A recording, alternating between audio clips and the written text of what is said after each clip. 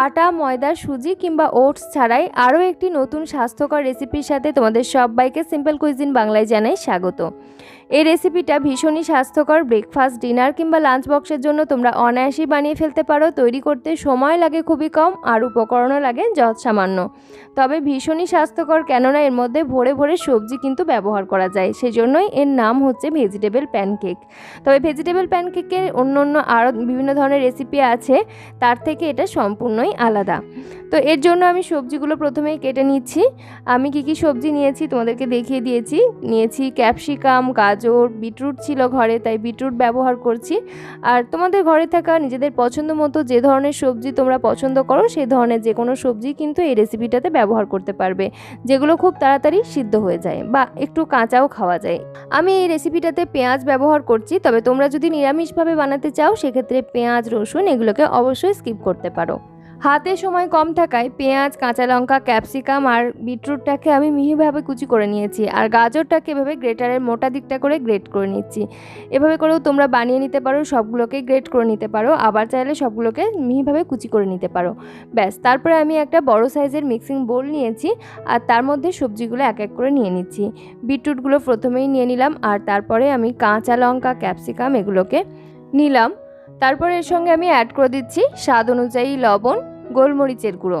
গোলমরিচের গুঁড়োটা এখানে তোমরা বুঝেই ব্যবহার করবে, কারণ যেহেতু কাঁচা লঙ্কা ব্যবহার করা হয়েছে।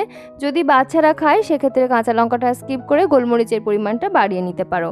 তারপরে আমি এখানে ব্যবহার করছি চালের গুঁড়ো, 1.25 কাপ পরিমাণ টোটাল চালের গুঁড়ো ব্যবহার করেছি, আর বেসন অ্যাড করে দিচ্ছি 1/2 কাপ পরিমাণ।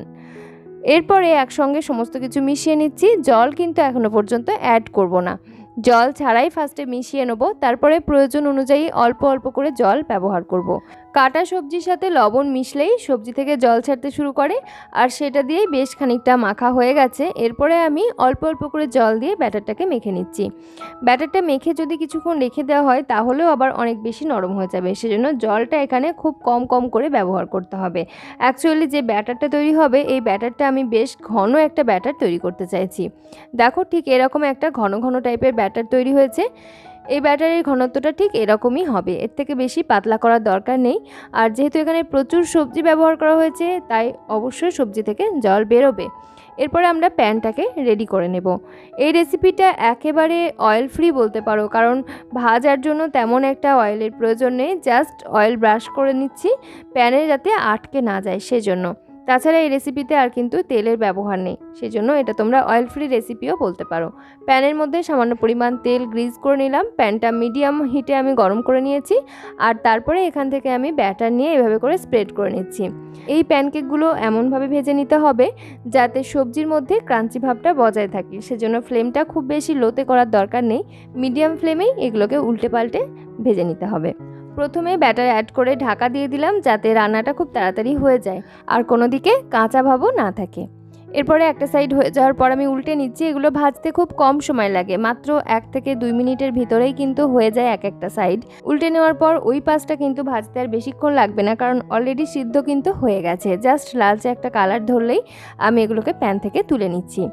একই রকমভাবে সবগুলো ভেজে নিয়েছি। তোমরা চাইলে এগুলোকে এভাবেই পরিবেশন করতে পারো, আবার চাইলে আমার মতো এরকম ছোট ছোট টুকরো করে কেটেও দিতে পারো। লাঞ্চ বক্সে দেওয়ার ক্ষেত্রে সাধারণত এরকম বড় বড় সাইজ থাকলে দিতে একটু অসুবিধা হয়, তাই এরকম ছোট ছোট টুকরো করে নিলে লাঞ্চ বক্সে দিতে সুবিধা হয়। আর বাচ্চাদের খাবারের মধ্যে যদি অ্যাট্রাকশন আনা যায় তারা কিন্তু খুব পছন্দ করে, ওজন্য চাইলে অন্যরকম শেপ করেও কিন্তু কেটে দিতে পারো, তাদের খাবারের মধ্যে একটা আলাদাই আগ্রহ তৈরি হয়। তাহলে ডিনারে অনেক সময় আমরা কি বানাবো খুঁজে পাই না, সেক্ষেত্রে এটা অবশ্যই ডিনারেও বানিয়ে ফেলতে পারো। আবার যারা ওয়েট লস করতে চাইছো, গ্লুটেন ফ্রি খাবার খুঁজছো, তারাও কিন্তু এটা অনায়াসে বানিয়ে ফেলতে পারো যে কোনো একটা ডিনারে। আর নিরামিষ দিনের জন্য তোমরা নিরামিষ উপকরণ দিয়ে এগুলোকে বানিয়ে ফেলতে পারো অনায়াসেই। আমি ব্রেকফাস্টে পরিবেশন করেছি, সাথে টক দই নিয়েছি, আর দইয়ের মধ্যে উপর থেকে খেতে যাতে ভালো লাগে তার জন্য লঙ্কার গুঁড়ো আর জিরের গুঁড়ো ছড়িয়ে দিলাম। তোমরা রায়তাও এর সঙ্গে পরিবেশন করতে পারো। আশা করছি আমার আজকের এই হেলদি টেস্টি ব্রেকফাস্ট রেসিপি তোমাদের খুবই ভালো লেগেছে। রেসিপি ভালো লাগলে অবশ্যই একটা লাইক করো, কমেন্ট করো, আর আমার চ্যানেল সিম্পল কুইজিন বাংলা যদি তোমাদের এখনও সাবস্ক্রাইব করা না থাকে অতি অবশ্যই সাবস্ক্রাইব করে সঙ্গে থেকো। সকলে খুব ভালো থেকো, সুস্থ থেকো। আজকের মতো এখানেই বিদায় নিচ্ছি। ফিরে আসছি খুব তাড়াতাড়ি পরবর্তী আরও একটি রেসিপি নিয়ে। সকলে খুব ভালো থেকো, সুস্থ থেকো। ধন্যবাদ।